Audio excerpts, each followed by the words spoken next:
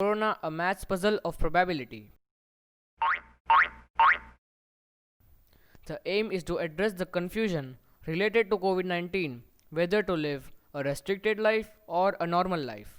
In March 2020, COVID 19 spread worldwide and was seen as a devil. All the public sectors and public places were closed. Indian government took the initiative of nationwide lockdown in order to control the transmission rate. News channels and printed media started flooding with the news of COVID 19. Curfews were imposed and the situation became like World War. All this made people scared and fear was generated for COVID 19. After the unlock 1, people were allowed to come out of their houses. Some people just roam in public areas without any reason, while some just prefer to stay home even during emergencies, fearing the virus. Although the corona cases are increasing day by day, as you can see that in lockdown the cases were too low compared to the cases of unlock 5. But at the same time, unlock 2, 3 and 4 are relaxing the restrictions. What should we do? Should we live the lockdown life or the pre-lockdown life? In these times of utter confusion, there is one thing called correct knowledge which can come for our rescue. And this correct knowledge leads us to rule of probability. Before we connect this rule of probability with COVID 19, we need to understand in crisp that what is this rule of probability. Does probability mean same as possibility? No. Let's see how. The answer to the question, is there a possibility of XYZ event to occur, is either it may or may not. That means the answer to possibility question is subjective or qualitative. However, a probability question answers objectively or quantitatively. If the question is what is the probability of XYZ event to occur, the answer is in percentage like 30% or 50% or something else. What does probability imply? It gives a level of confidence. If the probability of an event is, let's say, 30%, then the level of confidence is less compared to the probability of the same event at 50%. Similarly, for COVID 19, if we follow the guidelines of the government, we can increase probability of keeping ourselves away from getting infected by coronavirus. But by what percentage? Again, there is no detailed study about this, but based on my gut feeling and insight, I have given some numbers which may vary a bit if evaluated by somebody else. So, what are those guidelines and their advantages? The first guideline on the list is to wear a mask. This has twofold advantages. First is that if somebody sneezes, the mask will protect you from inhaling that. And the second advantage is that it will prevent you from touching your hands to your nose and your mouth.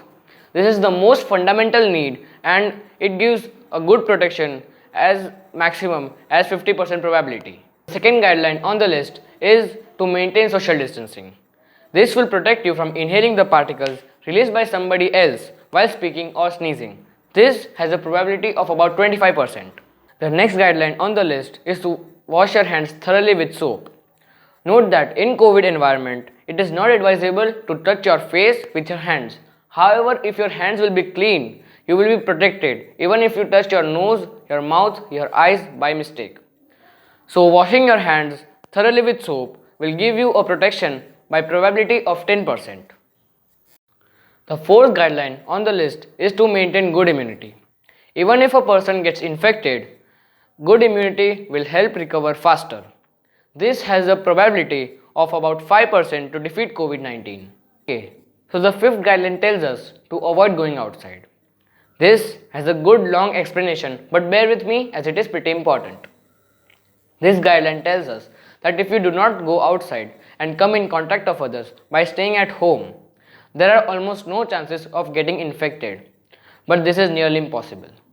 Even if a person is working from home and avoiding to go office, he may have to go outside to buy groceries and other daily needs. So the point is that a person should be selective to go outside. Like one may avoid going to functions and other public gatherings. By avoiding as much as possible, he can safeguard himself with a probability of about 3%. Next guideline is to care after returning from an outdoor trip. Here the key is to prevent the entry of corona inside your house. Do best whatever you can to keep it outside your premises. This will have a probability of almost 3%. You must be wondering that the total percentage is 98%. This is because one can never be 100% sure that COVID-19 will not infect, but this is the closest study I have done. As you can see, the countries where masks are worn from the time of flu isn't affected by corona very much, like Hong Kong, Korea, etc. But the countries where masks are not worn from a very long time are highly affected due to corona. So to sum it up, I have prepared some checkpoints that you can follow.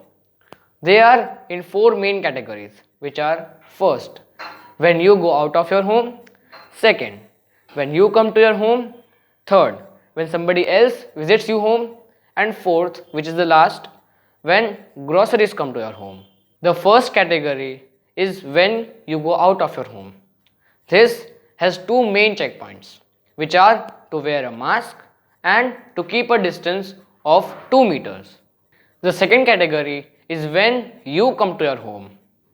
This has some important guidelines which will help you to keep corona away from yourself and your home. They are as follows.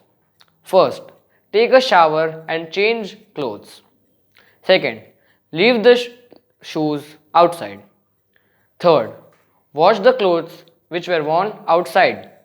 And fourth, which is the last, which says that sanitize your belongings with sanitizer spray. The next category on the list is when somebody else, like the maid or any worker or anyone else other than your family member, visits you home. The guidelines for this are pretty simple. You have to tell the visitor to wash hands and legs. And second is that you as well as the visitor should wear the mask. The last on the list is when essentials like fruits, vegetables, clothing and electronic items come to your home. The guidelines to be followed here are that you should wash vegetables and fruits with baking soda, salt and water. Next is to wash food packets with soap water. The last guideline is to sanitize electronic items with sanitizer spray. These are the checkpoints that you can follow to keep yourself and your family away from this virus.